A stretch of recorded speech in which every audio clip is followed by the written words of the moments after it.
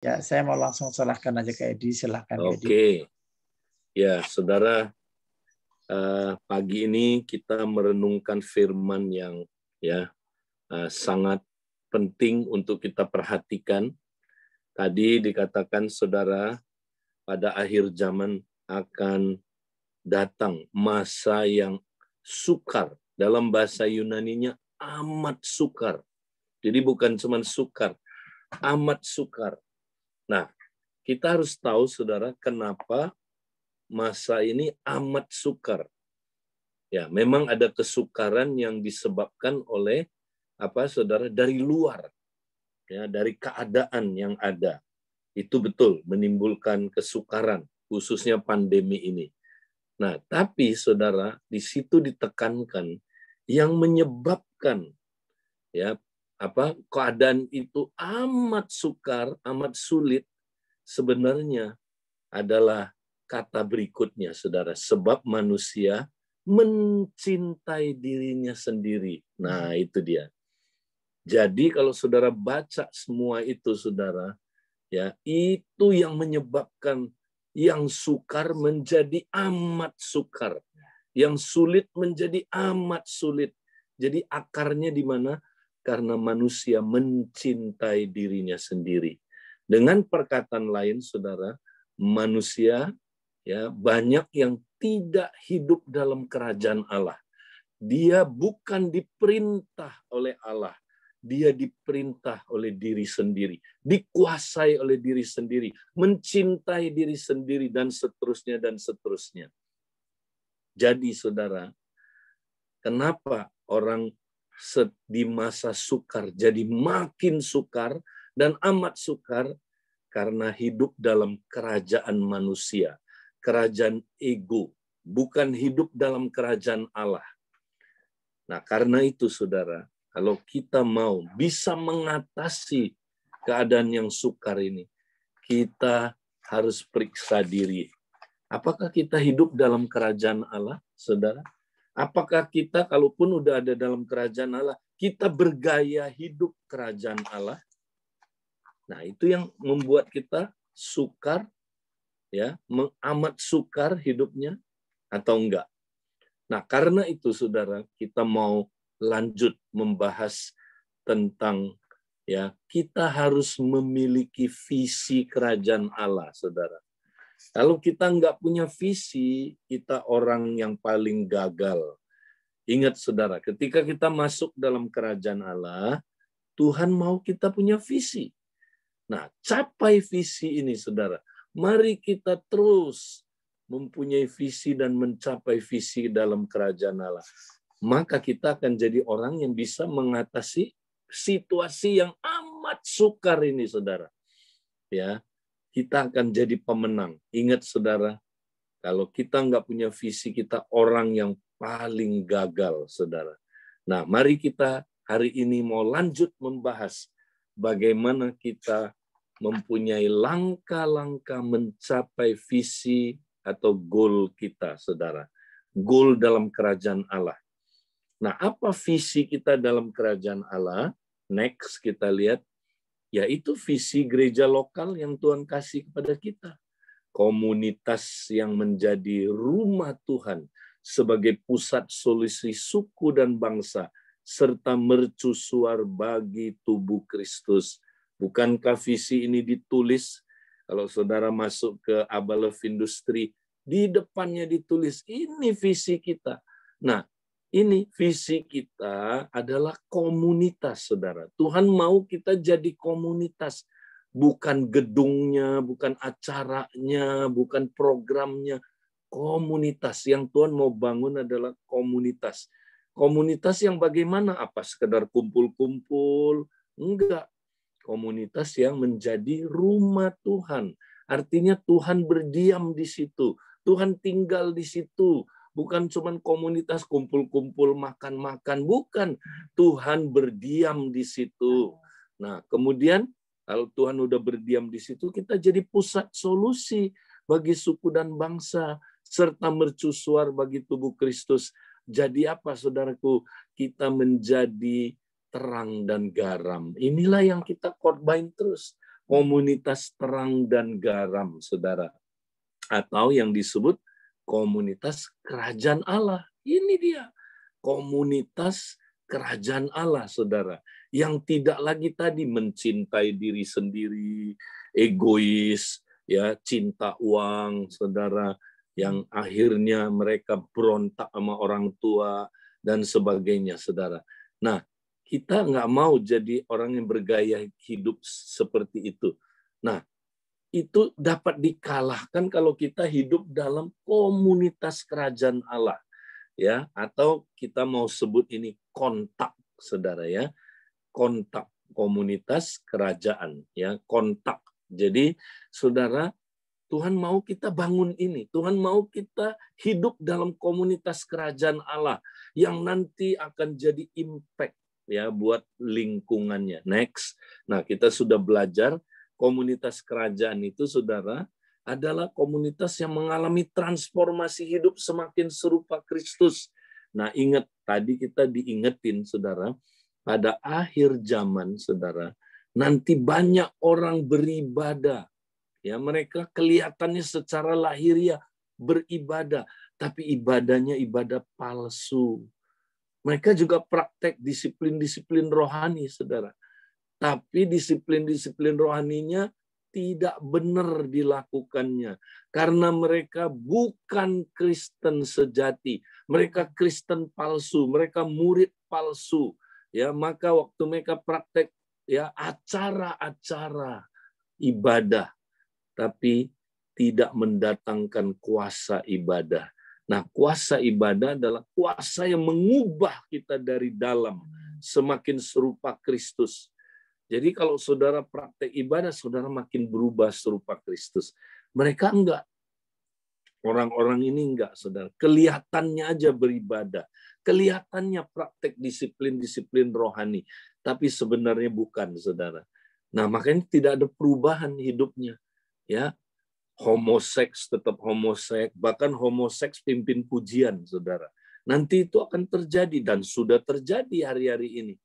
Ya, saudara, ada komunitas-komunitas yang bukan tempat kediamannya Tuhan. Ini cuman komunitas kumpul-kumpul, saudara. Wah, itu parah. Nah, kita nggak mau seperti itu, saudara. Kita komunitas terang dan garam. Ya, kalau terang kumpul, saudara, semua yang gelap-gelap kelihatan, diekspos. Kalau kita hidup dalam terang, kita terbuka. Kalau kita hidup dalam terang, kita berani ngaku dosa. Kalau kita hidup dalam terang, kita berani terbuka, saudara. Dan keterbukaan adalah awal dari pemulihan. Maka terjadi, ya, kalau kita, saudaraku, terikat pornografi, kita menang.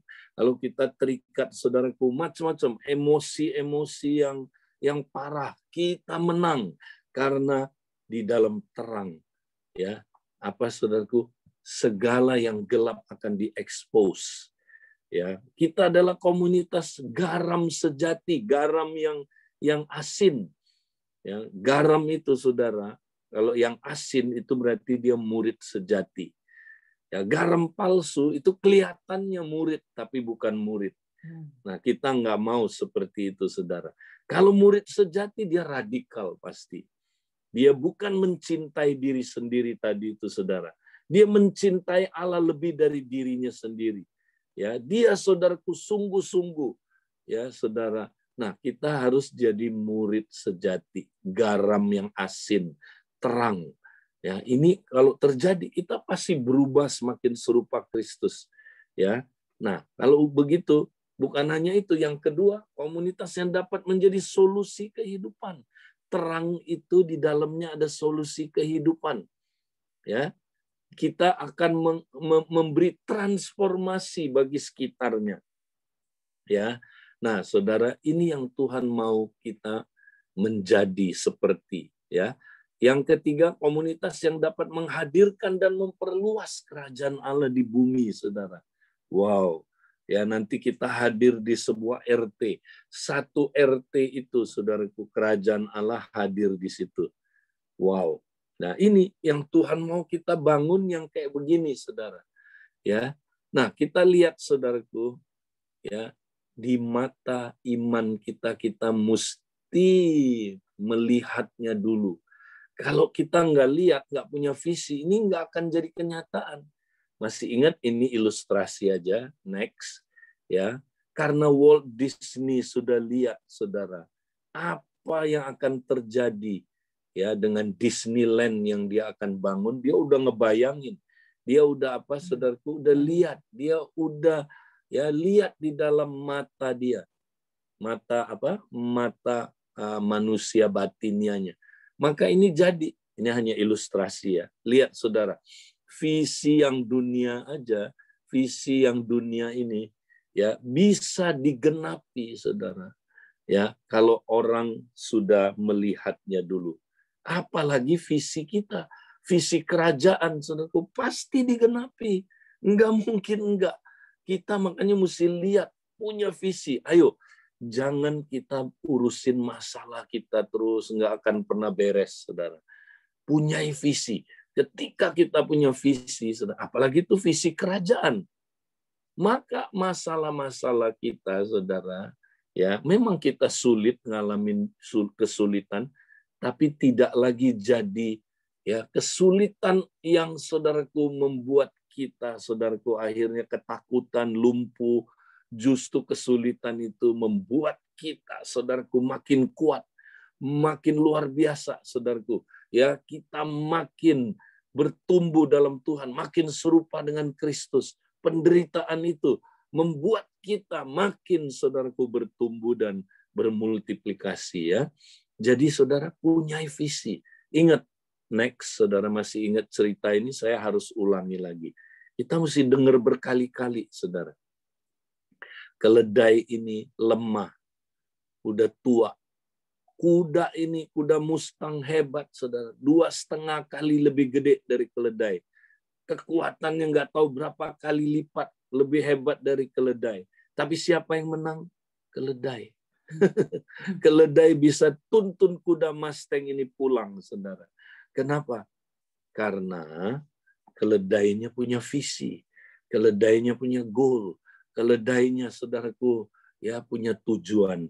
Kuda Mustang nggak punya, saudara. Muter-muter, muter-muter. Ingat, saudara, orang yang menang di dunia ini bukan orang yang paling cerdik, bukan orang yang paling hebat, bukan orang yang paling gagah, bukan orang yang paling banyak talentanya. Orang yang menang, orang yang punya goal, punya visi, punya tujuan dalam hidupnya. Saudara punya tujuan, punya goal, ya, punya visi dalam kerajaan Allah. Kalau enggak, kalah kita. Apalagi di tengah masa sukar ini, kita langsung hancur hidupnya, saudara. Mari kita mau punya visi, saudara. Nah, sekarang saya mau membahas langkah-langkah mencapai visi itu, saudara. Bagaimana kita bisa mencapai komunitas kerajaan itu, saudara. Nah, caranya sebenarnya sederhana, saudara. Saya nggak bilang mudah, tapi sederhana. Ikut Tuhan Yesus punya cara. Udah jangan terlalu kreatif. Ikut aja cara Tuhan Yesus. Tuhan Yesus sudah kasih polanya. Nah, kita yang suka kreatif, kreasi sendiri, ya nggak ikutin polanya Tuhan, makanya nggak nyampe. Jalannya Tuhan udah tentuin. Saudara mau tahu? Nah, mari kita lihat bagaimana Yesus ya membawa murid-muridnya, rasul-rasulnya mencapai komunitas kerajaan itu, saudara. Mari kita lihat. Nah, kita ikutin aja ya. Nah, ini saudara bisa baca di Yohanes 1:35 sampai 51 sampai Matius 4 ya, dari ayat 18 sampai 22, kemudian berakhir di Matius 10 ayat 1. Ini nanti aja di rumah saudara baca. Nah, ini semua bersifat urut-urutan, kronologis ya. Saya dulu berpikir, saudara, Tuhan Yesus langsung punya 12 murid. 12 murid langsung dia bangun. 12 murid itu dia bangun jadi komunitas kerajaan. Ya, jadi komunitas kerajaan itu 12 murid itu, saudara. Itulah komunitas kerajaan. Ya. Nah, jadi jangan punya ide-ide lain lagi. Itu komunitas kerajaannya 12 murid itu, komselnya Tuhan Yesus. Itulah komunitas kerajaan ya. Jadi itu maksudnya kami itu komunitas kerajaan itu komsel. Itu cuma nama komsel, seringkali ya isinya bukan komunitas kerajaan ya. Jadi makanya kami perjelas sekarang. Komsel seharusnya jadi komunitas kerajaan. Ya, komunitas terang dan garam. Itu yang Yesus bangun. 3,5 tahun Yesus fokusnya ya ke satu ini aja, saudara. Komunitas kerajaan ini. Tapi dia nggak langsung punya 12 murid, saudara. Enggak, saya dulu salah. Saya pikir, oh Yesus kumpulin 12. Terus dia bilang, kalian muridku ya. Oke, sekarang ikut aku.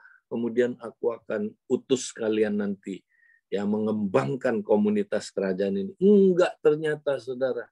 Kalau saudara baca Yohanes 1 ayat 35 mulai, ya ternyata Yesus mulainya dari satu kompak. Satu kompak, saudara. Siapa kedua orang ini yang ikut Tuhan Yesus? Kompak yang pertama, itulah Yohanes dan Andreas. Kaget kan, saudara? Dari 2 orang ini Tuhan bangun jemaat. Dari 2 orang ini jadi 3.000, saudara. Ya, jadi saudara, kita jangan kreasi sendiri. Bagaimana bangun gereja? Mulai dari kompak.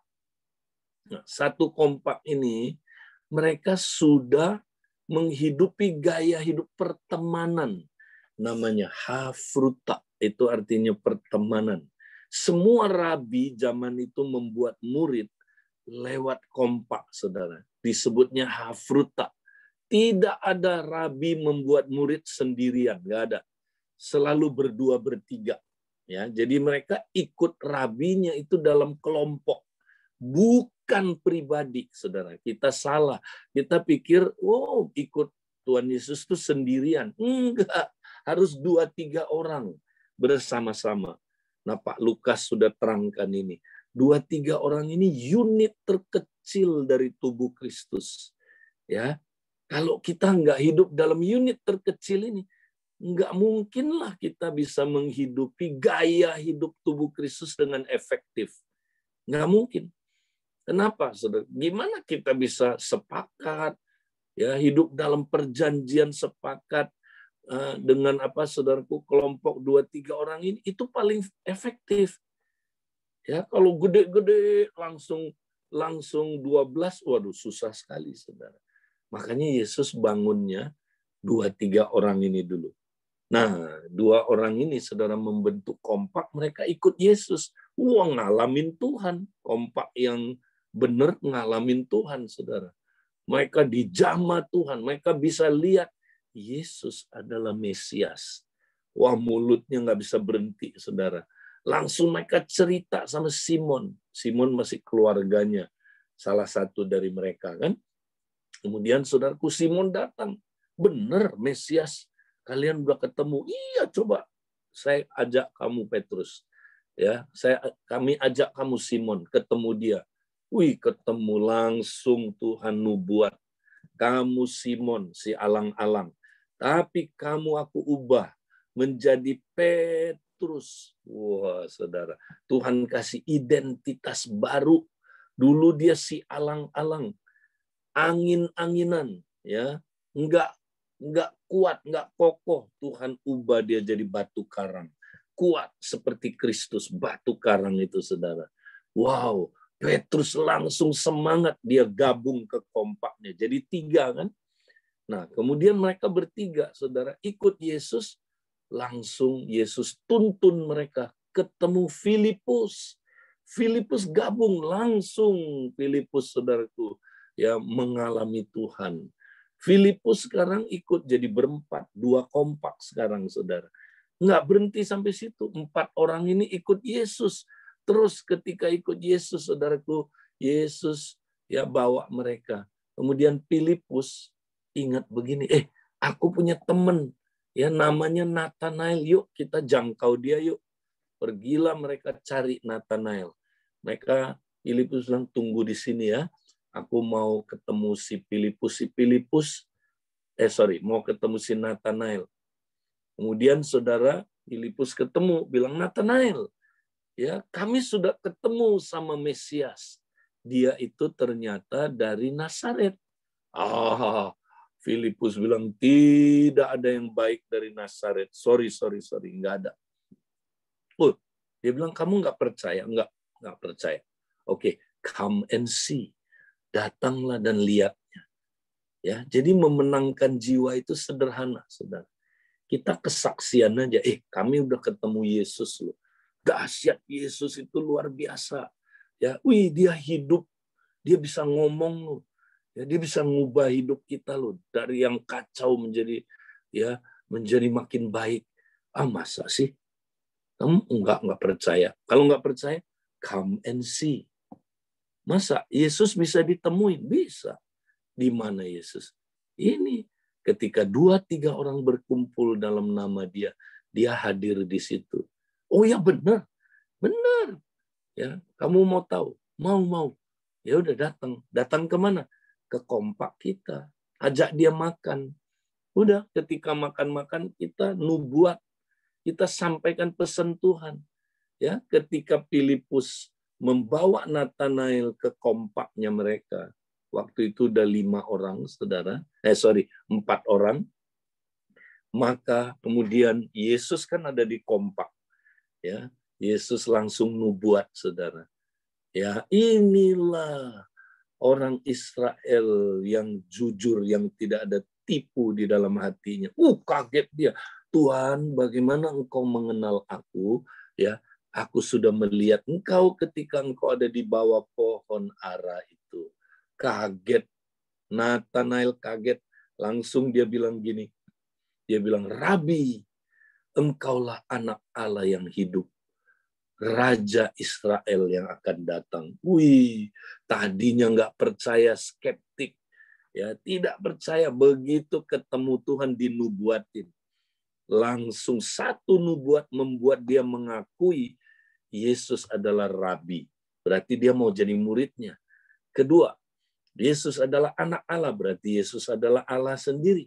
Buat orang Yahudi, kalau dia percaya Yesus anak Allah, itu artinya dia Allah. Ya, kemudian saudaraku, ya dia juga percaya Yesus itu raja, berarti dia siap masuk kerajaan Allah. Wow, saudara-saudara, satu nubuatan, mengubah Nathanael yang skeptis, yang ragu-ragu, yang tidak percaya, langsung jadi percaya, saudara. Gabung deh. Udah berapa orang? 5 kompaknya Yesus. Ya, 5. Nah, ada satu yang tidak tercatat di sini di Yohanes, tapi tercatat di Matius 4, 18-22, nanti saudara baca. Judulnya aja, murid-murid Yesus yang mula-mula. Nah, ada kata mula-mula. Berarti ini nggak langsung 12, saudara. Ya. Nah, siapa salah satu murid yang mula-mula? Yakobus. Berarti berapa murid Yesus, saudara, waktu itu? 6. Ya, Yakobus juga dimenangkan, saudara. Nah, jadi berapa kompak? 3 kompak. Ini Yesus mulai komsel dengan 6 orang, saudaraku. Jadi bukan langsung 12. Enggak, 6 dulu. Nah, 6 orang ini Yesus langsung kumpulin jadi komsel. Komunitas kerajaan. Udah mulai nih. Nah, jadi 1 kompak berubah jadi 3 kompak, bermulti. Nah, inilah 1 kontak. Kita sebutnya 1 kontak. Ya, atau istilah dulu komsel. 1 komsel. Udah mulai. Baru dimenangkan lagi. Salah satu yang tercatat Matius dimenangkan, saudara, ya. Nah, kemudian baru nanti setelah kira-kira 1,5 tahun, baru komselnya Yesus jadi 12. Nah, kemudian 12 itu dibagi-bagi lagi. Di dalamnya ada 6 kompak. Ya. Nah, ini pola yang Tuhan Yesus bangun. Nah, kita bangunnya sesuai nggak dengan pola Yesus? Baru setelah itu, Yesus punya 12 murid ini, dengan 6 kompak ini, diutus. Baru diutus. Jadi nggak dari awal diutus, saudara. Setelah jadi 12 murid, baru nanti diutus, ya, masing-masing kompak menghasilkan satu komsel. Nah, kalau ada 6 kan sekarang kompak, masing-masing disuruh, kalian menghasilkan satu komsel ya. Nah, berarti 6 kali 12 berapa? 72. Itulah datangnya 72 murid. Jadi 72 murid, saudara, itu bukan hasil KKR-nya Tuhan Yesus. Bukan. Itu hasil 6 kompak ini bermultiplikasi. Ya, menjadi 6, saudaraku, merintis 6 komsel. Ya, nah sekarang yang 72 kan diutus juga kan, 22. Yang 12 gimana? Juga diutus. Sampai hampir akhir pelayanan Yesus, mereka terus diutus, saudara.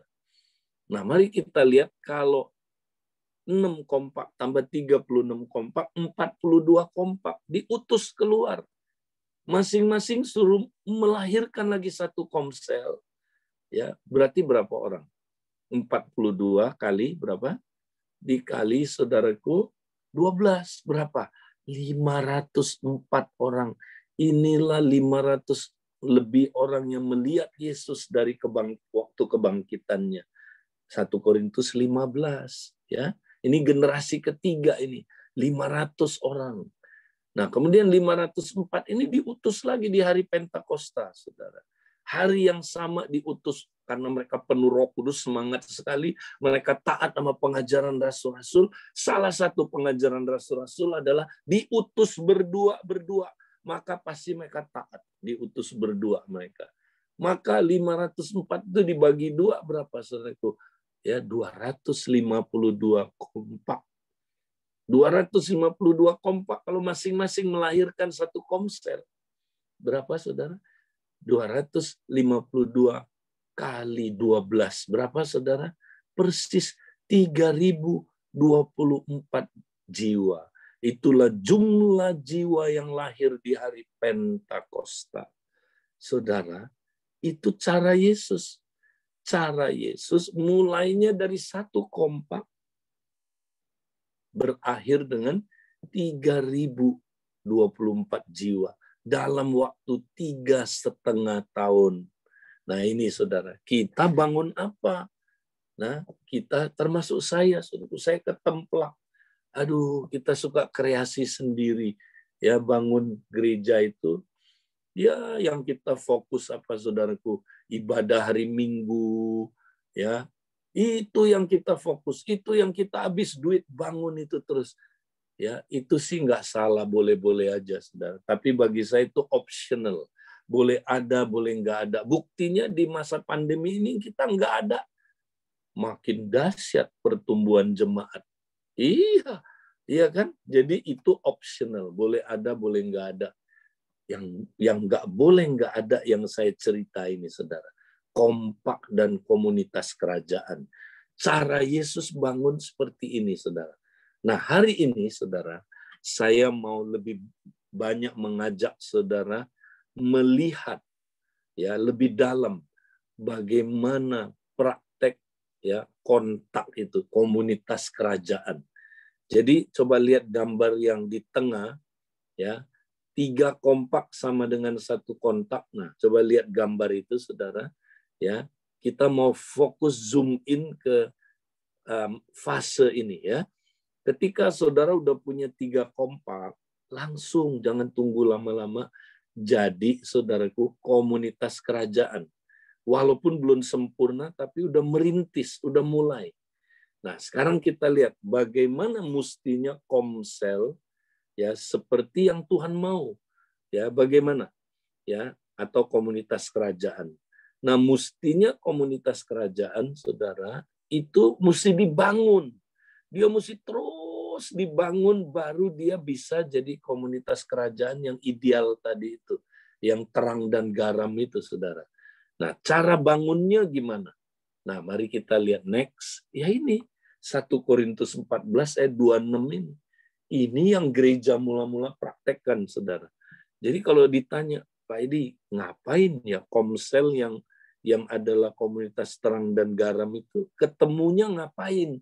Ya ini 1 Korintus 14:26.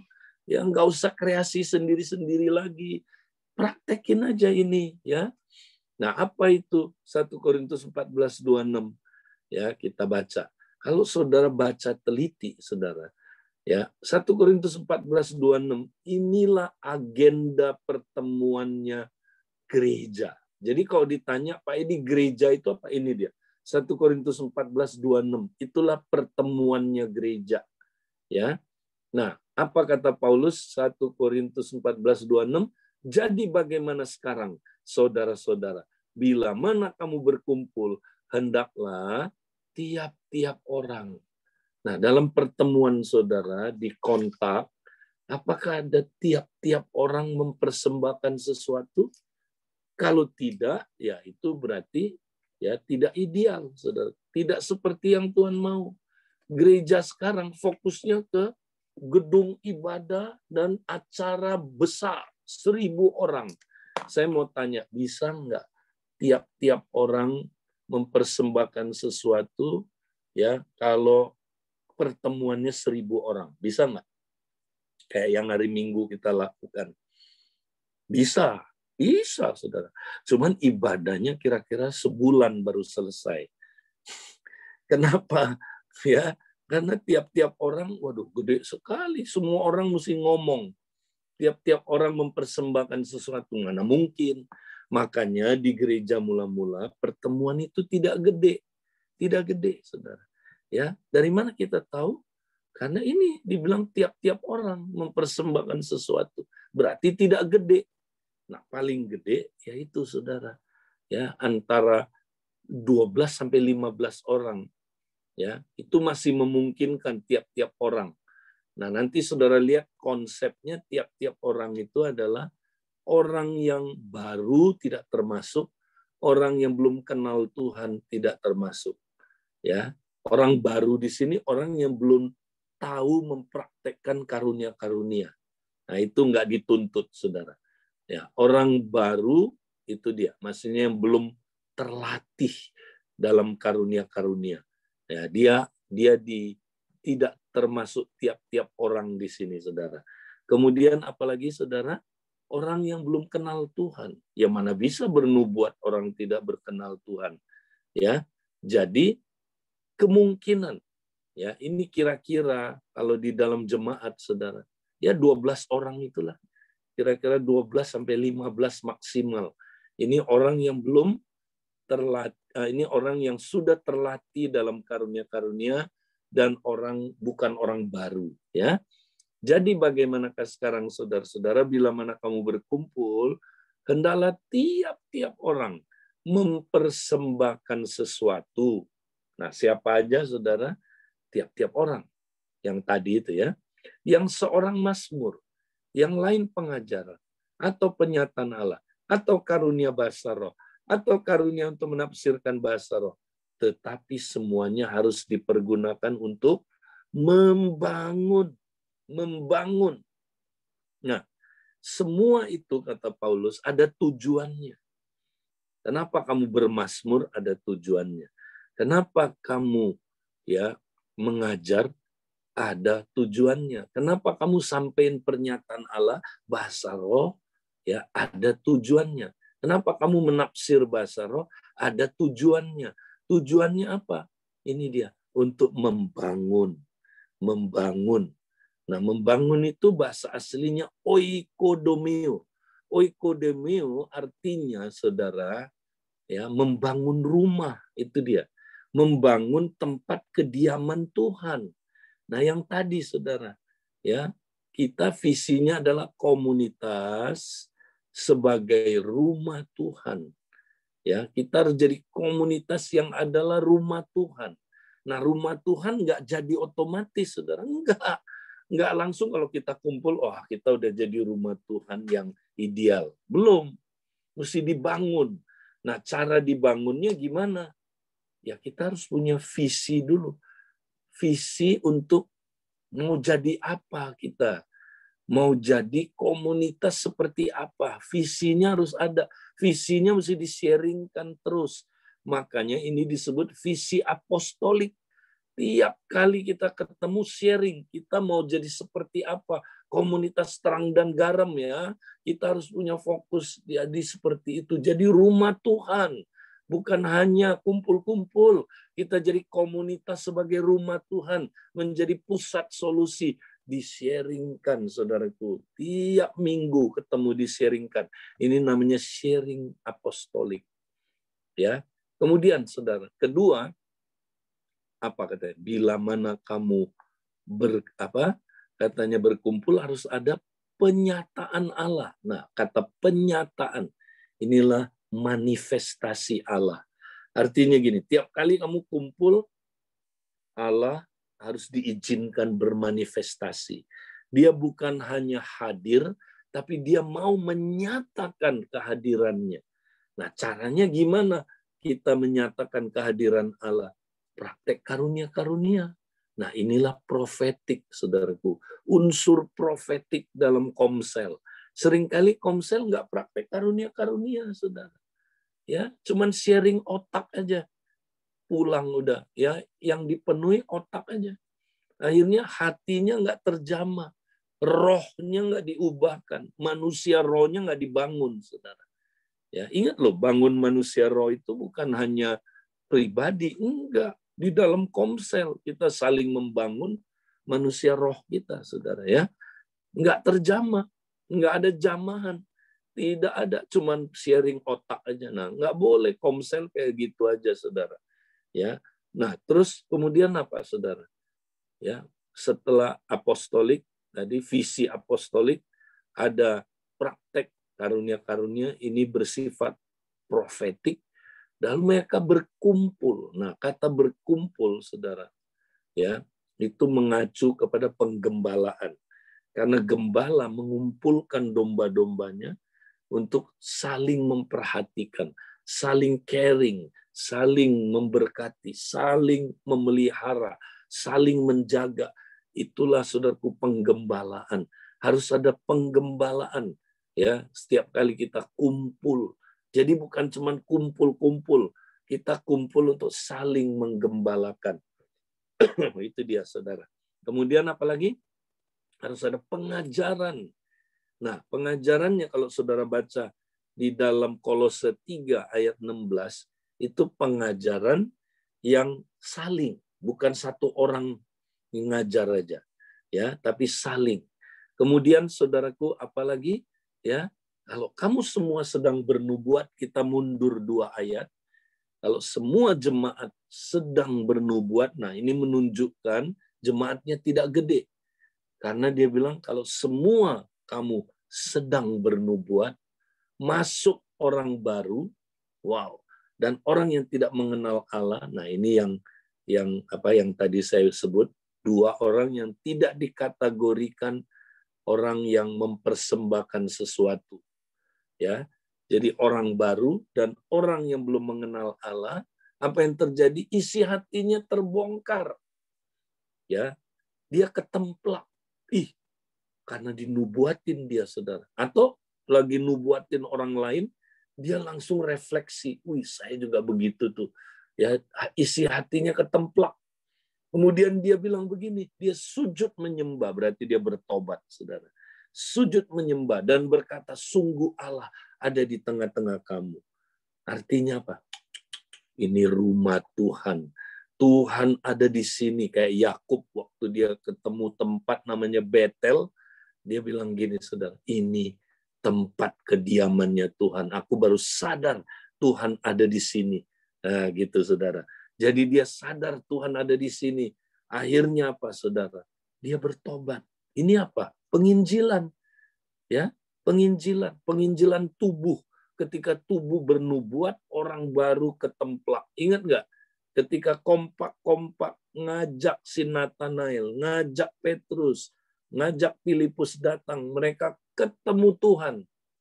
Ya, dulu Tuhan yang langsung nubuat. Sekarang Tuhan bernubuat lewat tubuhnya. Karena 2-3 orang berkumpul, aku ada di situ. Tuhan bernubuat lewat kita. Orang yang datang itu kena. Dan dia bilang, sungguh Allah ada di tengah-tengah kamu. Berarti, saudara, ya berapa pelayanan ada di sini, saudara? 1 Korintus 14:26. 5 pelayanan. Pertama, visi apostolik, itu mesti di-sharing terus. Kedua, mesti bersifat profetik. Ketiga, mesti saling menggembalakan. Keempat, saling mengajar.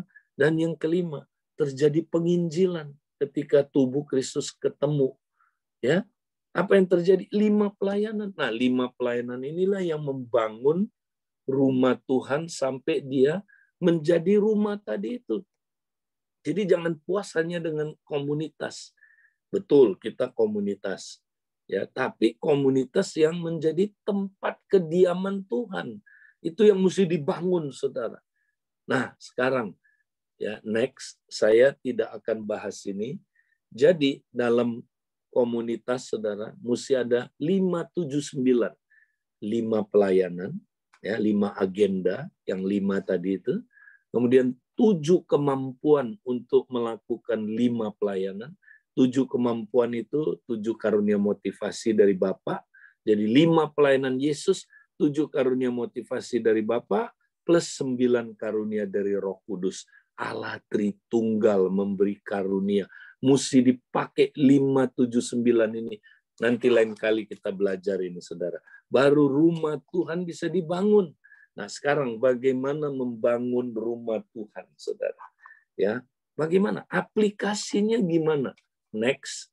Nah, ini saya temukan, saudara. Saya nggak bilang ini paling benar atau paling, ya, yang lain itu nggak benar. Nggak. Tapi saya temukan setelah 40 tahun belajar, saudara, tentang komsel dan pemuritan, saya temukan ini yang paling efektif menurut saya. Nah, jadi gini, saudara, apostolik dan profetik itu paling efektif dipraktekkannya di komsel secara keseluruhan, yang seminggu sekali itu, saudara. Ya, komunitas kerajaan itu paling efektif praktek apostolik dan profetik.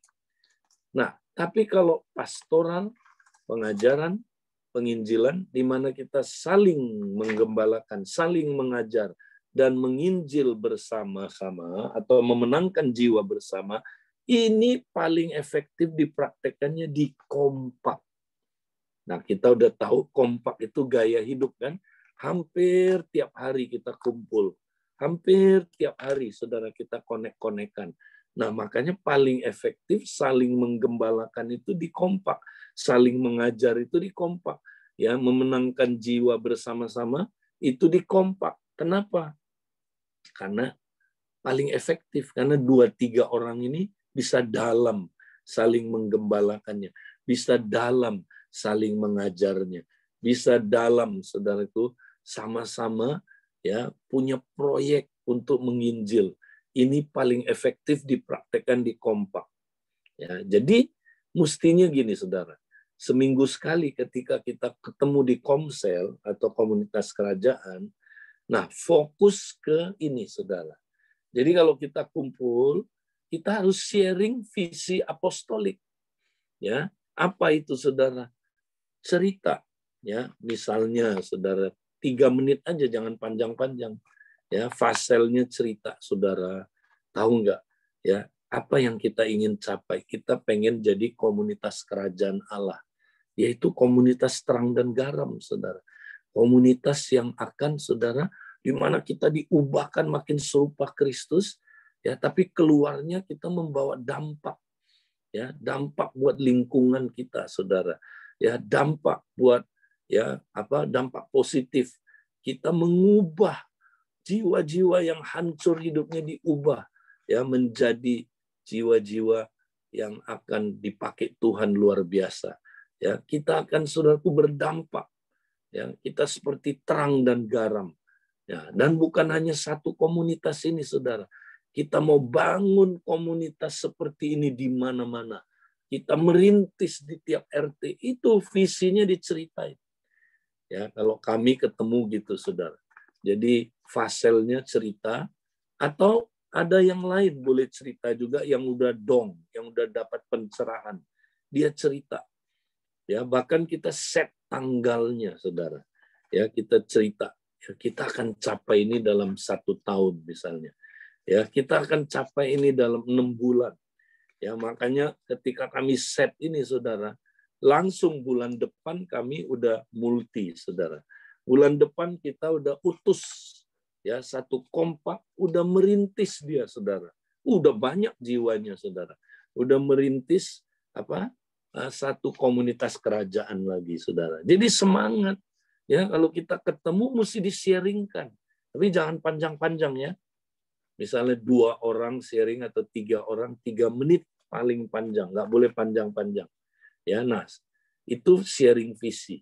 Ya, biasanya kami praktekin yang kedua dulu, saling membangun dengan 9 karunia atau profetik. Nah, ini kita lakukan waktu penyembahan, saudara.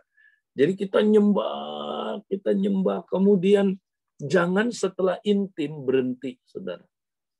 Ya, kalau intim terus berhenti, itu nggak sesuai tujuannya. Ya, habis kita intim ketemu Tuhan, kita langsung dengar suara Tuhan, saudara.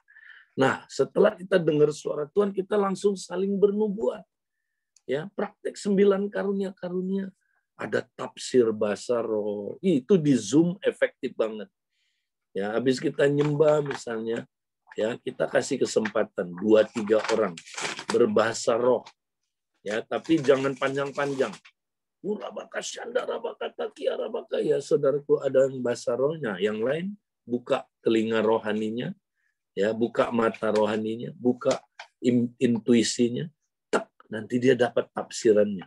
Nah, yang bahasa roh berdiam, mulai pelan. Nah, yang nafsirin itu katakan apa yang didengar, saudara, ditafsirkan. Wih, itu keren, saudara. Ya, kalau nggak ada yang tafsirkan, ya nggak apa-apa, kata Alkitab, dia berdiam diri, hanya berkata-kata pada diri sendiri. Ya, kemudian apa, saudara? Harus jawab need. Nanti Tuhan bisa kasih need apa? Tiba-tiba di situ ada orang yang sakit, saudara.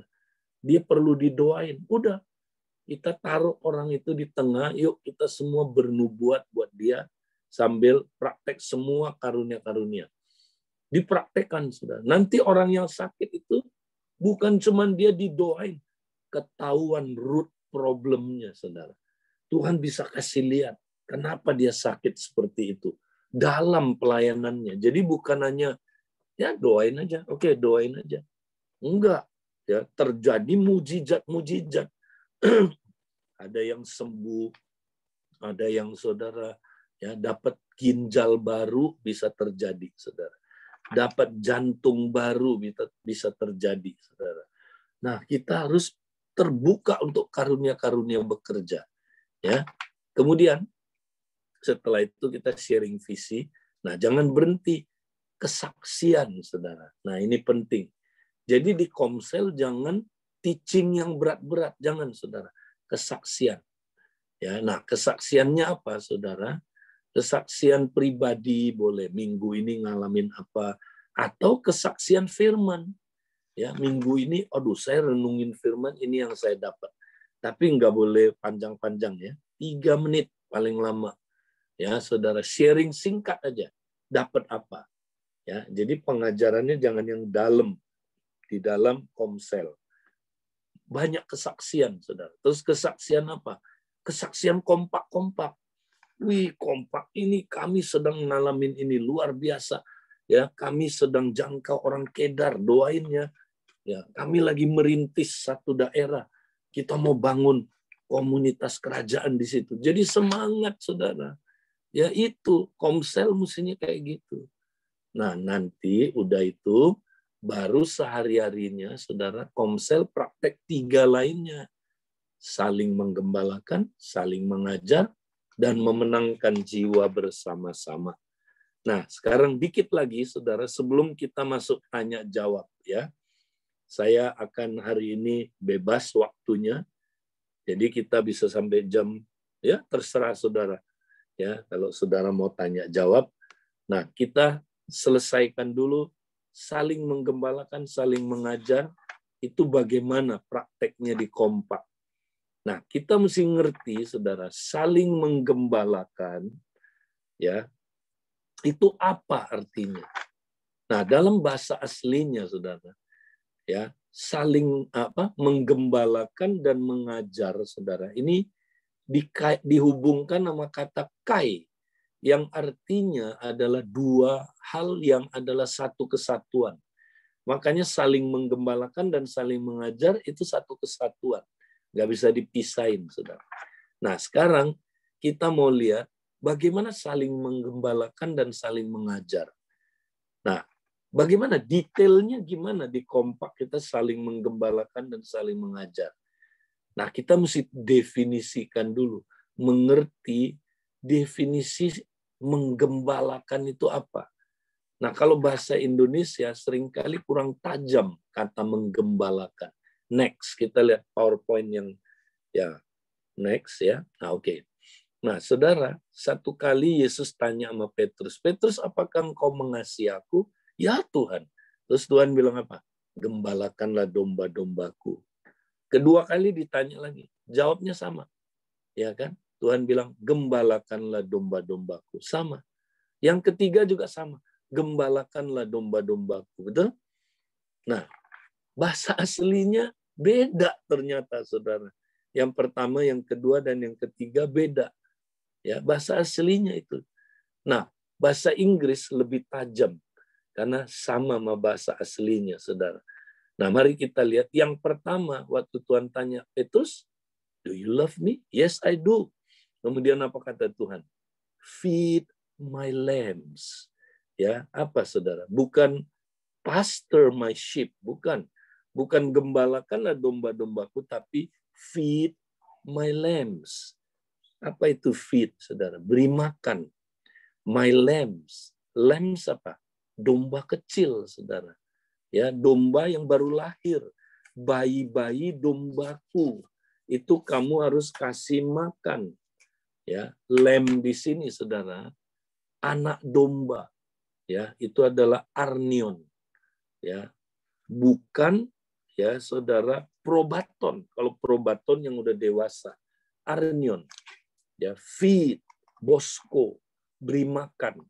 Beri makan anak-anak dombaku.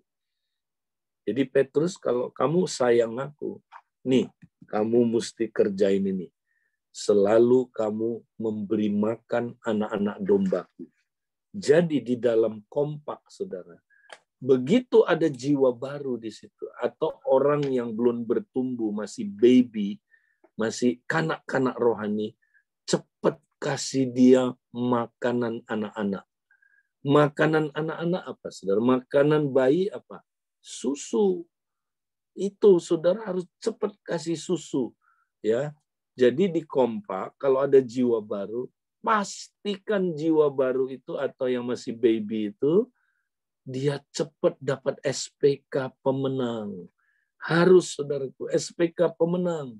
Jangan ditunda-tunda kalau saudara mengasihi baby itu. Karena kalau baby baru lahir nggak dikasih susu, mati, saudaraku. Makanya banyak domba di kompak yang nggak bertahan, jiwa-jiwa nggak bertahan. Karena kebutuhan dasarnya nggak kejawab. Ya, dikasih makan steak. Aduh, domba jiwa baru dikasih yang berat-berat. Ya, saudara, dia belum siap. Ya, dia nggak terjawab kebutuhannya, nggak dikasih susu, disuruh makan steak, matilah anak domba itu, saudara. Ya, nah makanya di kompak ini yang mesti diperhatiin. Begitu ada jiwa baru, kita langsung adakan SPK. Jangan nunggu Pak Edi, tunggu ada programnya dulu. Ya, boleh aja pakai program-program bersama, boleh aja. Tapi kalau nunggu dulu, saudara, aduh, udah mati domba itu, anak domba itu. Ya, makanya banyak anak domba di kompak nggak tahan lama. Karena dia kena penyakit muntaber. Tahu muntaber? Ya, mundur teratur tanpa pemberitahuan. Ya, kenapa? Karena nggak dikasih susu, dibiarin aja. Disuruh makan makanan steak. Makanan yang berat-berat. ya nggak siap dia, saudara. Mati dia. Atau dia walaupun tetap tinggal, nanti dia bayi rohani terus. 10 tahun ikut Tuhan masih bayi rohani, saudara. Nggak bertumbuh dia. Nah, yang ketiga, kata kedua, saudara. Peter, do you love me? Yes, I do. Kemudian apa kata Tuhan? Tend my sheep. Ya, tend itu pelihara, saudara. Peliharalah domba-dombaku. Nah, ini domba, ini probaton. Ini domba yang udah dewasa, saudara. Bukan dewasa, udah bukan anak-anak lagi ya, udah mulai bertumbuh. Sheep.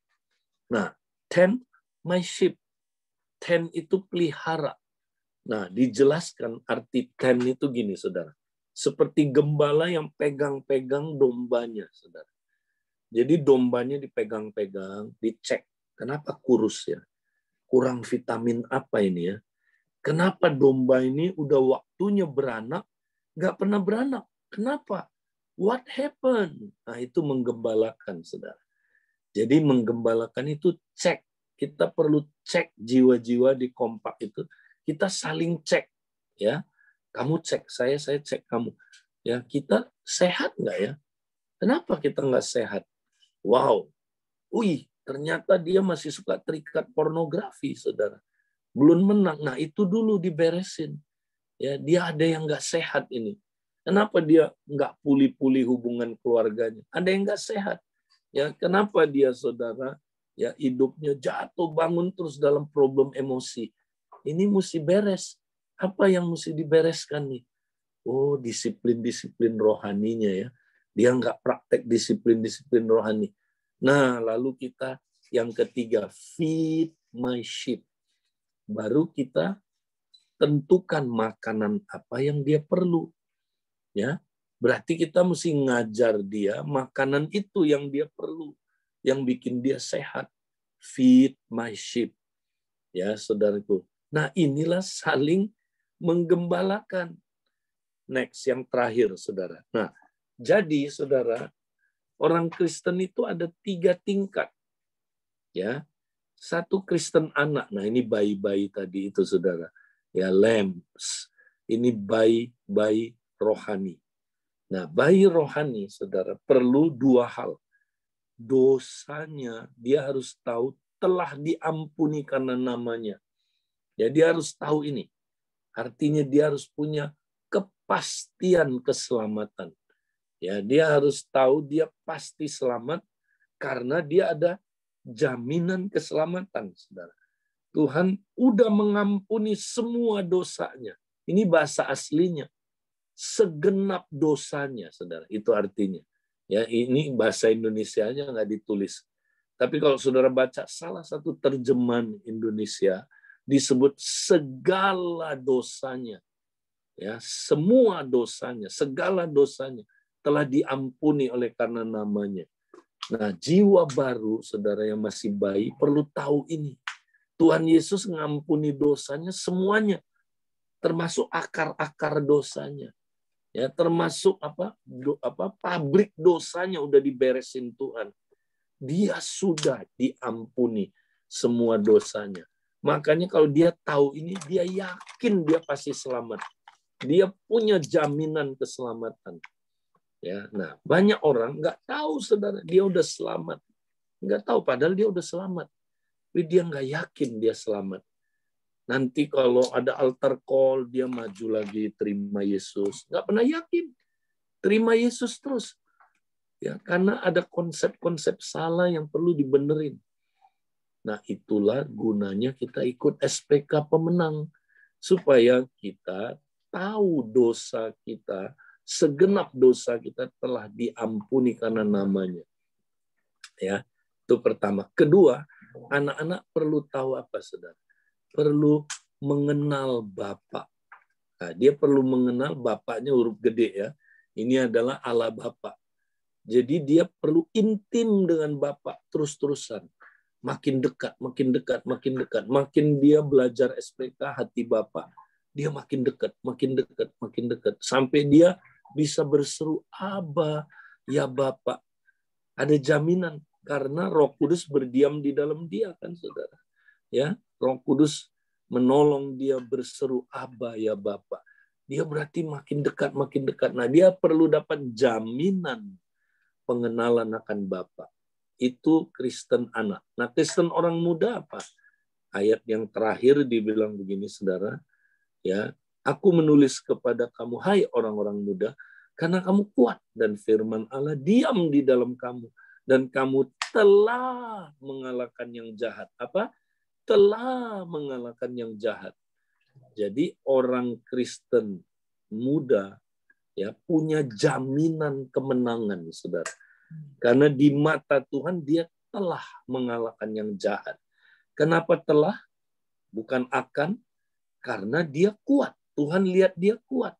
Dan firman Allah, nah firman Allah ini bisa dua, artinya firman yang melahirkan kita baru, yaitu Injil, atau firman Allah ini adalah Kristus sendiri, karena Kristus adalah firman. Ya, artinya gini, karena Kristus udah berdiam di dalam kamu, ya bukan berarti yang anak-anak enggak, cuman ini penekanannya di sini, sebab firman telah berdiam di dalam kamu dan kamu telah mengalahkan yang jahat. Nah, orang Kristen muda perlu dapat jaminan kemenangan. Kenapa? Dia bergumul keras dengan apa, saudara? Kristen orang muda itu bergumul melawan kejahatan dalam hidupnya. Ya, dia melawan kuasa gelap, dia melawan kejahatan. Ya, dia melawan dosa-dosa. Ya, orang muda itu banyak pergumulan, saudara, melawan kejahatan. Contohnya, orang muda itu masih ada yang terikat pornografi, terikat problem emosi, saudara, ya, konflik dalam rumah tangga, ya, masih apa, saudaraku, hidupnya suka kontrol orang. Ya, dia masih belum sempurna, masih banyak ikatan-ikatan yang dihadapi, adiksi-adiksi, masih terikat game, masih terikat macam-macam ikatan, saudaraku. Itu orang Kristen muda. Nah, dia mesti menang. Nah, bagaimana dia bisa menang? Kalau dia praktek disiplin-disiplin rohani, saudara. Itulah SPK pemenang. SPK apa, saudara? Pengabdi. Ya. Matius 5:6-7 itu dia, saudara. Dia harus tahu dia sudah menang, saudara. Dia punya jaminan kemenangan. Nah, sekarang yang terakhir, Kristen Bapak. Ya, Kristen Bapak itu siapa? Dia katanya mengenal dia yang ada dari mulanya. Ya, yang ada dari mulanya. Jadi dia mengenal Allah dari sejak semulanya. Artinya gini, dia tahu bukan cuma tahu siapa Allahnya, tapi dia tahu rencana-rencananya. Dia tahu visi kerajaan. Dia tahu endingnya mau kemana, saudaraku. Dia punya visi, dia tahu maksud abadi Allah, dia mengerti rencana Allah. Nah, inilah orang Kristen yang dewasa, saudara. Nah, orang Kristen yang dewasa disebut Bapak. Berarti dia harus ngapain? Dia harus jadi Bapak, saudara. Jadi Bapak. Ini bukan masalah gender, ini masalah fungsi. Jadi perempuan juga mesti belajar jadi Bapak. Ya, loh kok gitu Pak Edi? Loh, emang nggak boleh ya kalau wanita ya kita pria disuruh berfungsi sebagai pengantin wanita. Ya, kenapa wanita nggak boleh berfungsi jadi bapak? Ini fungsi, ini bukan gender. Ya, jadi wanita pun berfungsi seperti bapak. Bagaimana berfungsi sebagai bapak? Belajar dari Bapak di surga. Ya, dia membapaki Yesus dengan memberikan kopi. Nah, kita nanti akan dilengkapi. Saudara-saudara yang udah dewasa mesti belajar jadi bapak. Supaya dikompak Kristen anak dan Kristen orang muda dibapaki. Oleh siapa? Oleh yang udah mulai dewasa. Saudara belajar jadi bapak.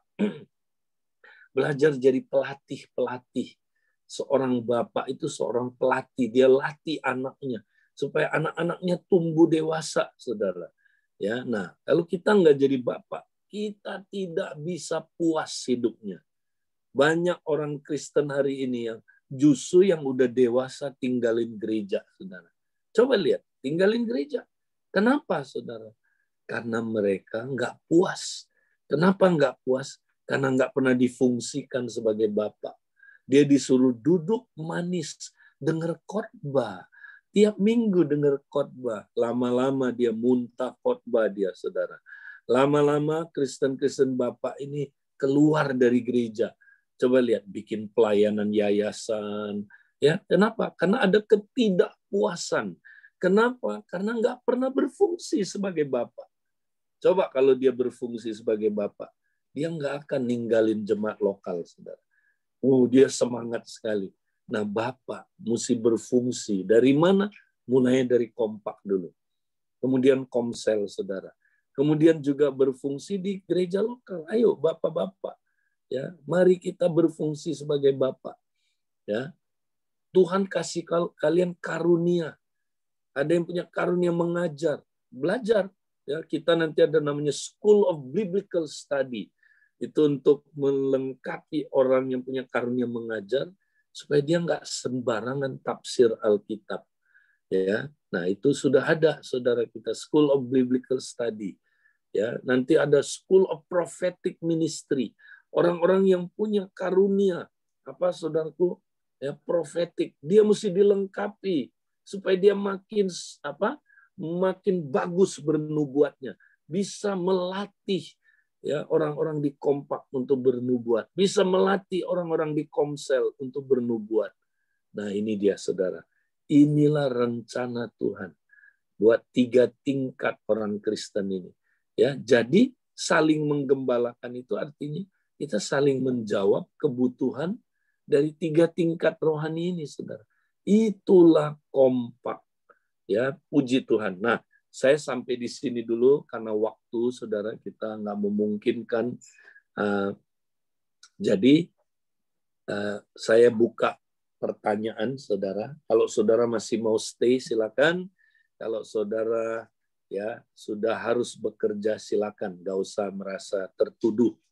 Silakan Ibu Fungling ya yang bertugas hari ini. Saya buka kesempatan untuk kita ya mau bertanya. Ya, selamat pagi Kak Edi. Teman-teman ya. Selamat semua, ibu-ibu, bapak-bapak. Ada yang mau bertanya nggak? Ya, jadi kesempatan nih ada Kak Edi, kita bisa bertanya mungkin mengenai kompak kita atau mungkin mengenai tadi yang apa yang harus kita lakukan. Silakan Bapak dan Ibu, digunakan waktunya. Ada? Jangan takut ya. Jangan takut salah. Atau di room chat masukkan, nanti dibacakan ya. Oke, iya. Boleh. Tadi saya lihat sih belum ada. Kak, saya yang bertanya dulu boleh ya Kak ya?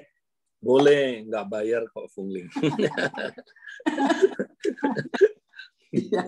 Jadi gini Kak, saya awalnya kompak itu cuma bertiga ya. Nah karena waktu itu dimulai mesbah pagi dan kami akhirnya bertiga itu semua ikut mesbah pagi.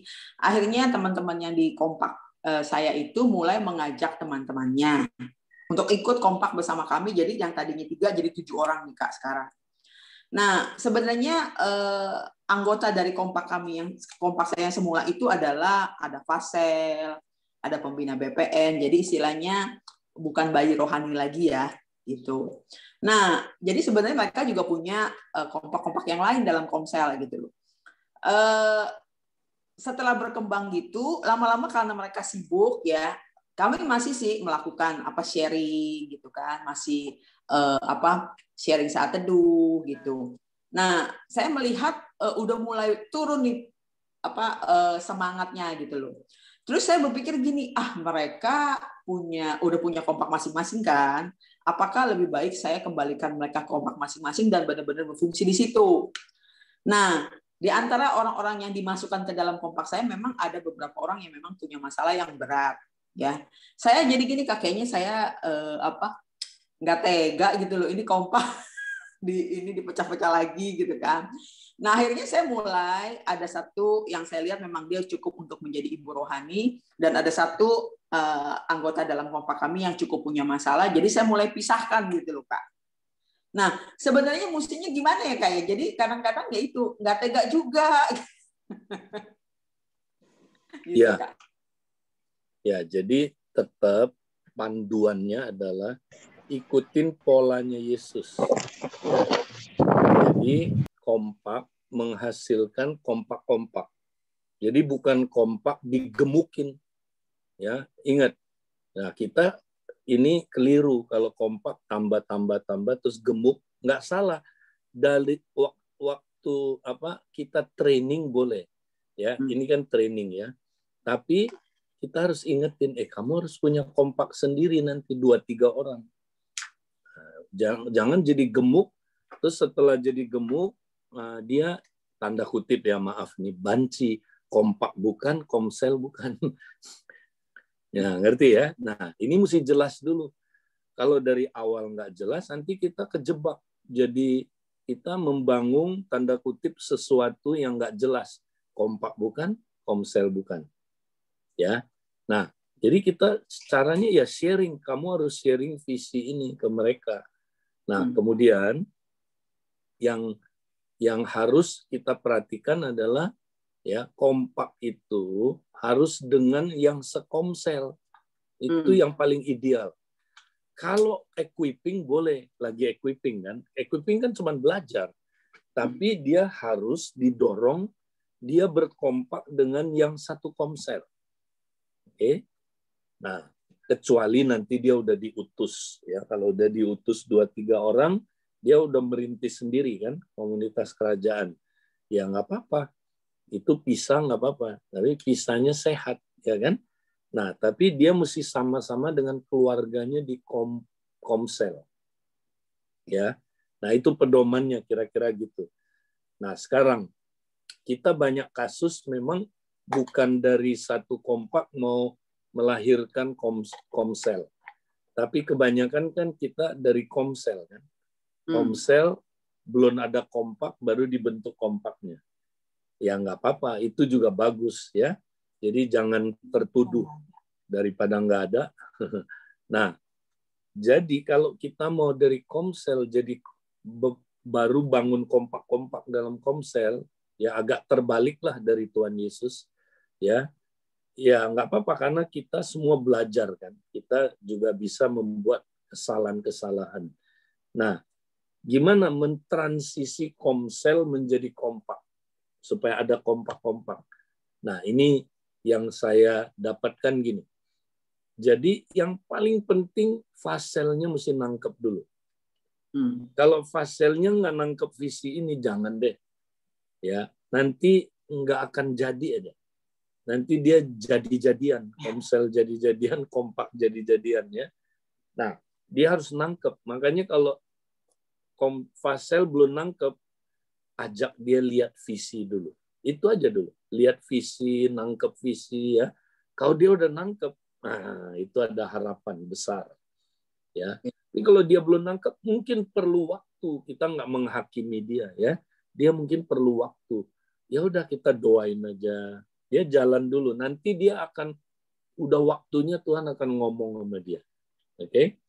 Nah, kalau yang udah nangkep ini, langkah pertamanya suruh faselnya dengan tim intinya praktek dulu, kompak. Karena nanti komsel itu dipimpin oleh kompak, bukan dipimpin oleh satu orang. Ya, komselnya Yesus siapa yang mimpin? 3. Petrus, Yohanes, Yakobus, ya kan? Nah, Yakobus, Petrus itu ada di dalam satu kompak. Yohanes, Petrus, ya kan? Yakobus ada di kompak yang lain. Tapi mereka bertiga mimpin komselnya Tuhan Yesus. Ya. Nah, jadi mereka berarti pemimpin sel atau fasel harus mengerti dulu menghidupi kompak. Kalau mereka aja nggak menghidupi kompak, mana bisa anggotanya mempraktekkan. Nah, jadi mereka dulu. Nah, setelah mereka ngalamin nih, berapa bulan gitu, wah ngalamin dahsyat ternyata ya, baru mereka mulai menularkan dengan anggota lainnya. Misalnya 3 ya, ini fasel dan tim inti, 3 orang. Udah ngalamin nih, Nah, cara ngalaminnya gimana? Ya belajarlah. Kita kan ada equipping kompak, ikut. Nah, dapat apinya. Ini begitu pulang, diam-diam dulu. Jangan langsung direvolusi kompaknya, komselnya langsung. Kamu berdua, bertiga, ayo dibagi-bagi. Mau cepet. Jadi kodian. Ya, jadi kamu jalan besok.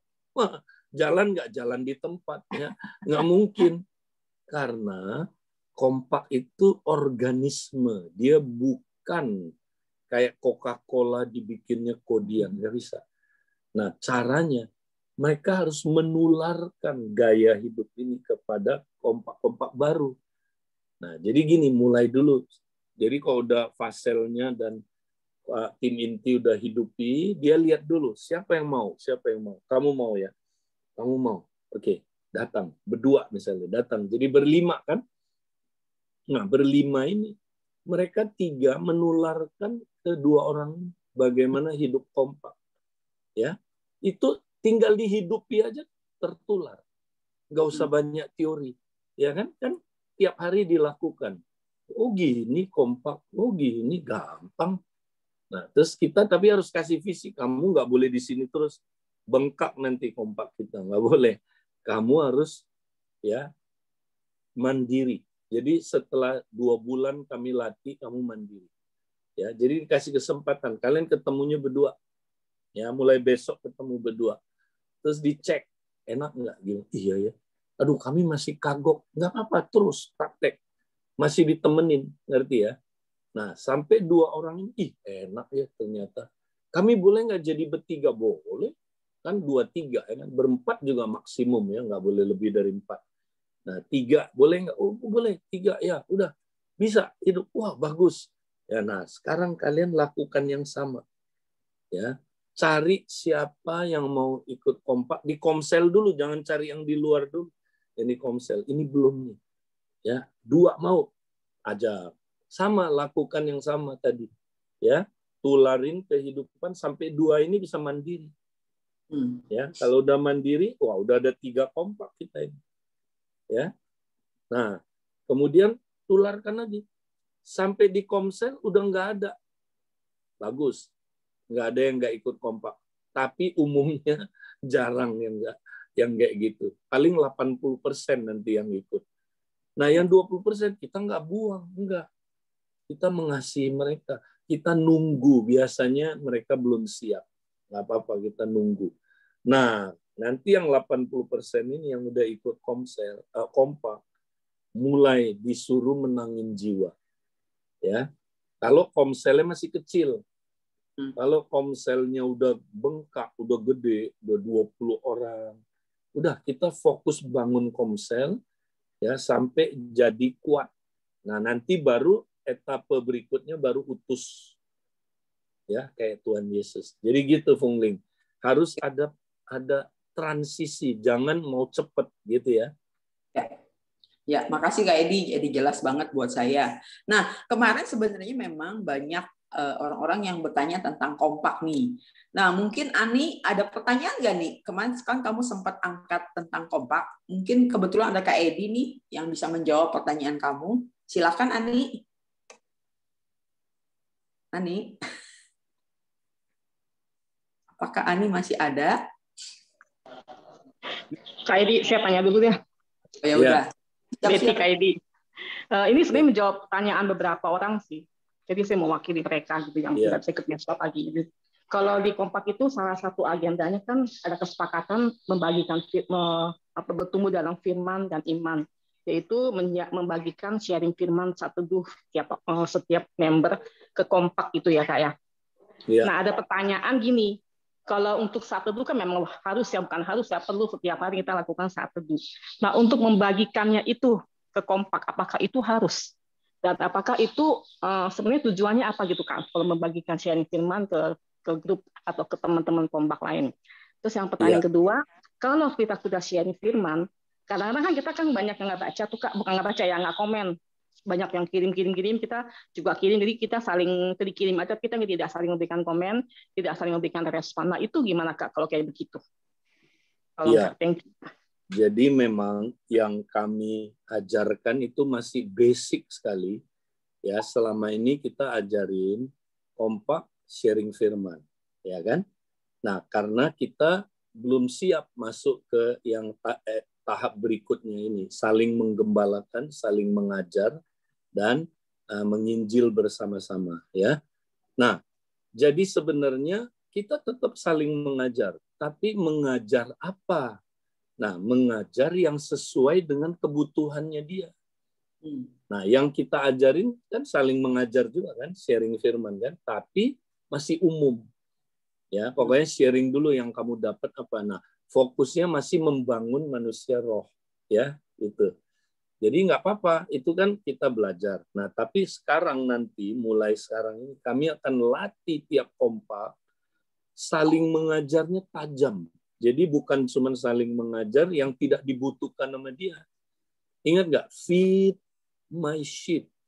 Ya, itu setelah tend my sheep. Jadi domba itu mesti dipelihara, dicek dulu dia sehat apa enggak. Ya kan?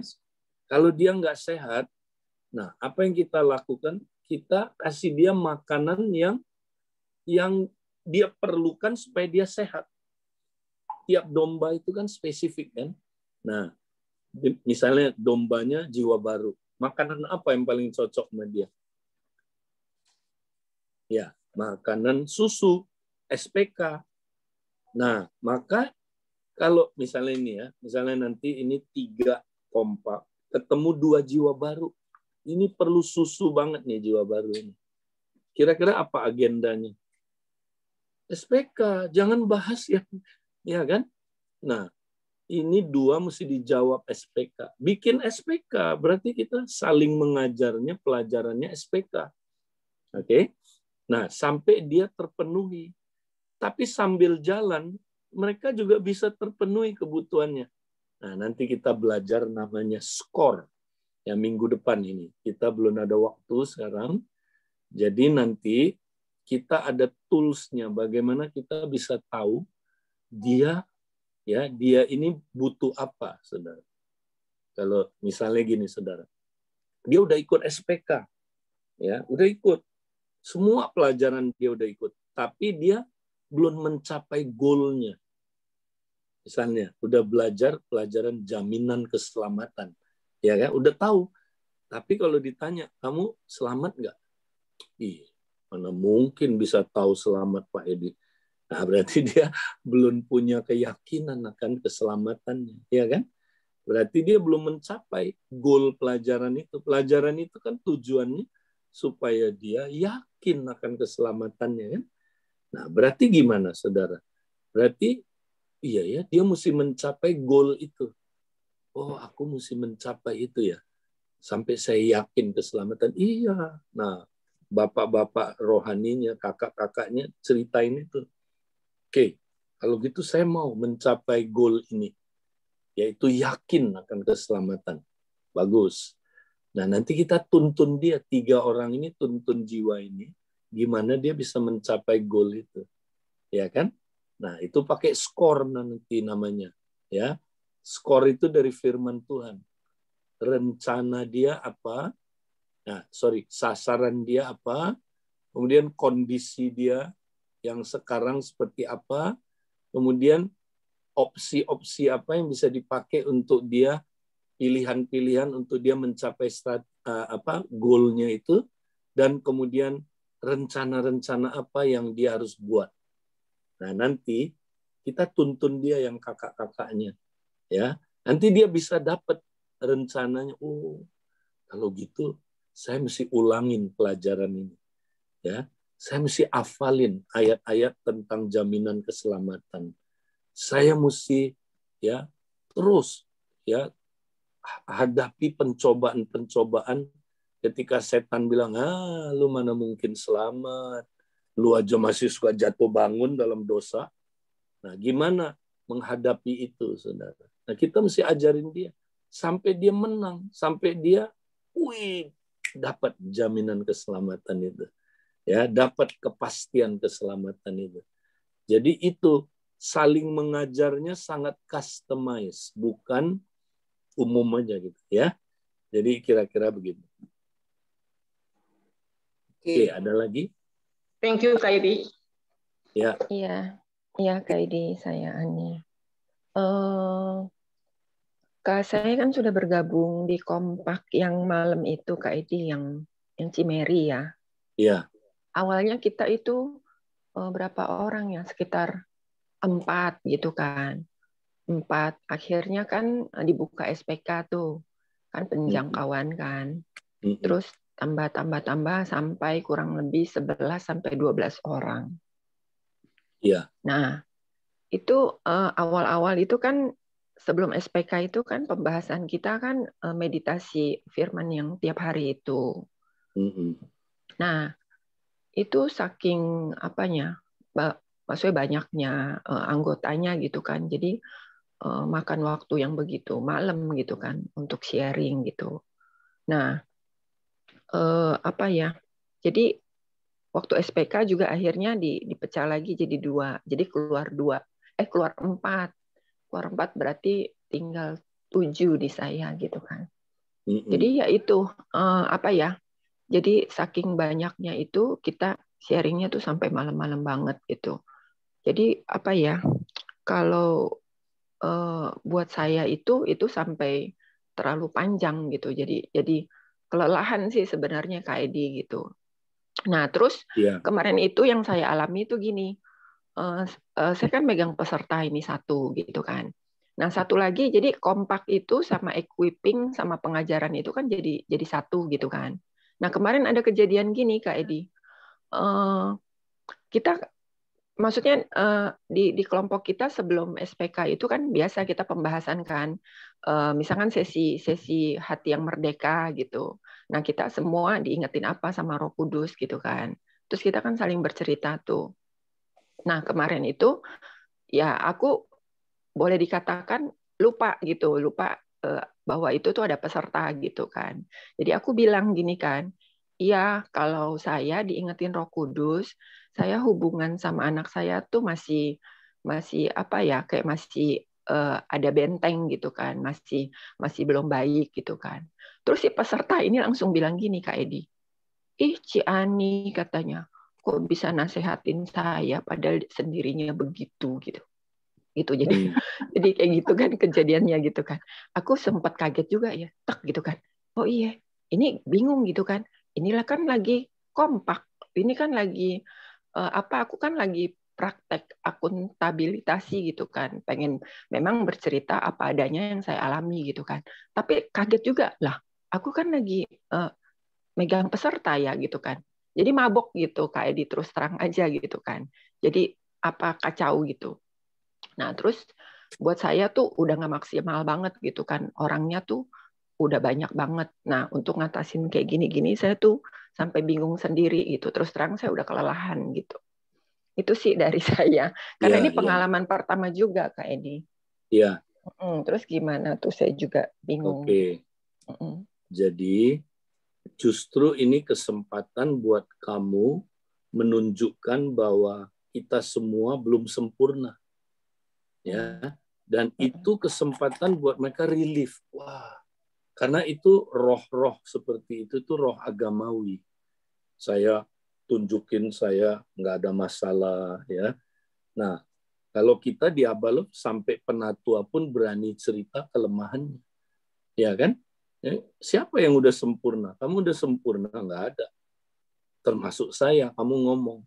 Kita semua sedang belajar. Ya. Nah, kita semua ada kelemahannya. Cuman bentuknya lain-lain. Ya kan?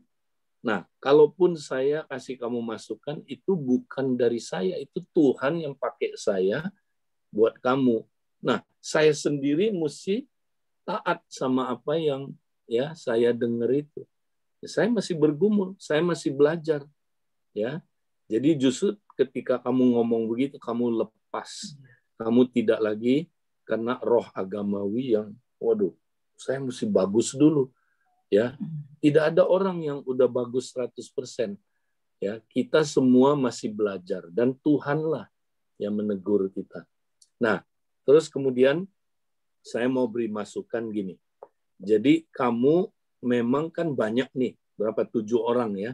Mm-mm. Nah, kamu nggak usah kejar target, harus semua 7-7-nya terlayani. Memang kamu terbatas. Ya, jadi misalnya, oh ya, aku fokus 2 dulu ini hari ini. Karena kita memungkinkannya cuma 2, ya kan, waktunya kan. Ya udah, nanti selebihnya next kita fokus ke orang ini lagi, ya, fokus ke yang kita bisa waktunya.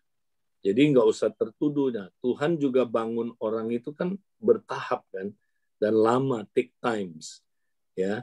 Nah, kemudian kita fokus dari orang-orang yang ada ini. Nanti siapa yang haus, yang benar-benar mereka, wah ini bagus nih, mereka bisa bertumbuh. Nah, kamu kelompokin mereka jadi satu kompak, didik mereka hidup dalam kompak. Sehingga 7 orang itu nanti terbentuk satu kompak. Nah, kalaupun 1, nggak apa-apa, udah bagus. Ya, 1 jadi. Yang lain biarin dulu kalau memang belum bisa. Ngerti ya? Iya, Kak. Jadi jangan mau kejar target, sekali lagi kayak tadi, jangan kayak kodian. Kamu sama kamu. Nah, kamu fokus aja dulu. Yang paling serius siapa? Nah, ini kamu layani, terus kemudian bentuk kompak. Ya. Kamu suruh dia, oke, kamu ketemu ya. Ketemu, ada waktu ketemu bertiga. Nah, kamu cek dia. Ketemu nggak dia?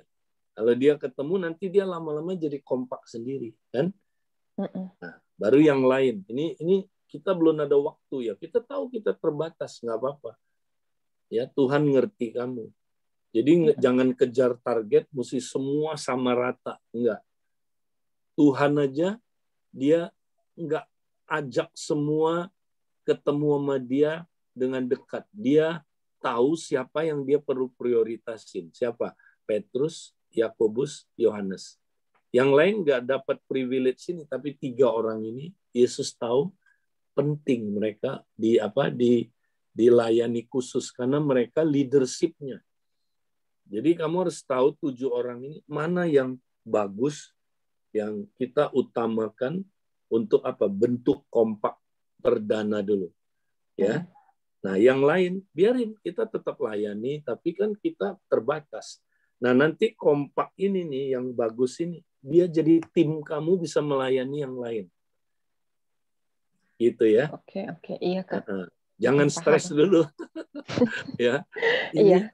Jadi fokus sama yang itu ya, maksudnya yang sehati dulu, ya. yang sepikir dulu yang itu. Yang haus, yang mau, ya kan. Nah, mulai dari mereka bentuk kompak. Kemudian jadi tim kamu nanti. Jadi kamu melayani nggak sendirian lagi kan. Nah, kamu dengan mereka berempat, wah keren ini kalau berempat. Kemarin dengar nggak kesaksiannya kompak di Komsel saya? Ya, wah itu luar biasa itu 3 orang itu, saudara. Itu dulunya semua parah-parah. Semuanya kacau-kacau, saudara. Aduh, kalau diceritain pergumulannya berat. Saya aja pikir gini, kalau saya jadi mereka ya, aduh mungkin Tuhan aku nggak kuat juga nih. Aduh, tapi 3 orang ini sekarang keren banget. Wih, pelayanannya. Waduh, saya kalau cerita itu, kemarin dia belum cerita semuanya. Itu dahsyat banget pelayanan mereka 3 orang ini. Ya. Jadi gitu ya. Jangan nyerah ya. Semangat terus ya. Iya, Oke. makasih Kak. Oke, ada lagi yang mau tanya? Siapa nih? Silahkan kalau yang mau tanya. Ya, mungkin pertanyaan terakhir ya. Oh, oke. Pertanyaan terakhir. Satu lagi, siapa yang mau tanya? Ada?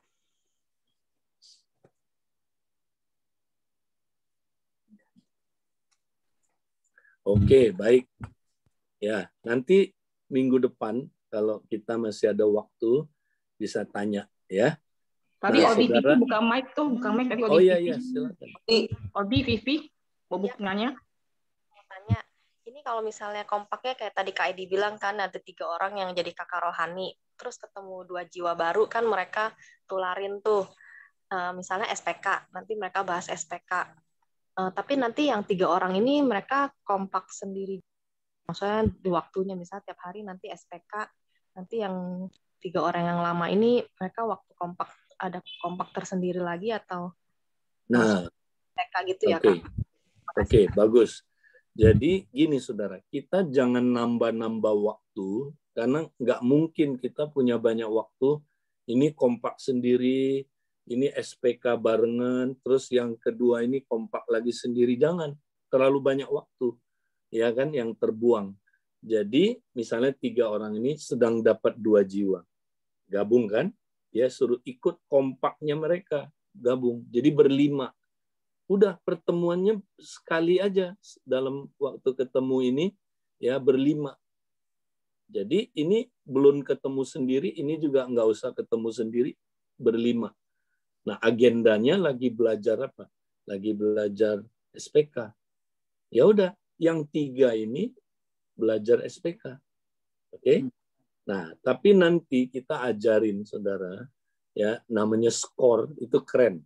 Sambil kita ngajarin SPK pun kebutuhan kita bisa terjawab. Karena skor itu nanti, ya. Jadi kita sambil nolongin dia SPK, kita sendiri bertumbuh need-nya kita. Keren kan? Nah, ini saudara nggak pernah ketemu di mana-mana ini. Ini ya luar biasa sistem yang Tuhan Yesus ajarkan, saudara. Nah, saudara mau tahu? Minggu depan ya. Minggu depan kita belajar gimana. Jadi jangan nambah waktunya. Kita nggak punya waktu lagi, saudara. Ya udah dengan mereka. Sambil ditularkan. Ini mungkin lama, takes time. Mungkin bisa sampai ya 3 bulan, 4 bulan. Baru 2 ini bisa menjadi kompak sendiri. Ya, oke. Nah, jadi kira-kira gitu ya. Programnya, oke? Baik. Ya, makasih Kak Edi. Ditunggu ke depan. Ya, mulai minggu depan asal tetap hari Rabu, saya bisa waktunya bebas. Ya, jadi bukan Kamis lagi ya Kak ya? Ya, ganti hari Rabu ya? terus ya, supaya waktunya lebih bebas, oke? Ya. Oke. Ya, juga nanti Pak Untung kita mau bikin training ya Pak Untung ya, khusus untuk ini. Iya. Ya. Lagi persiapan pelayanan Untung ya Pak. Oke, baik. Saudara, Ya. sampai ketemu, tetap semangat Kak Edi, ya, makasih. jangan nyerah. Kak Ros, makasih. Ya, makasih Kak.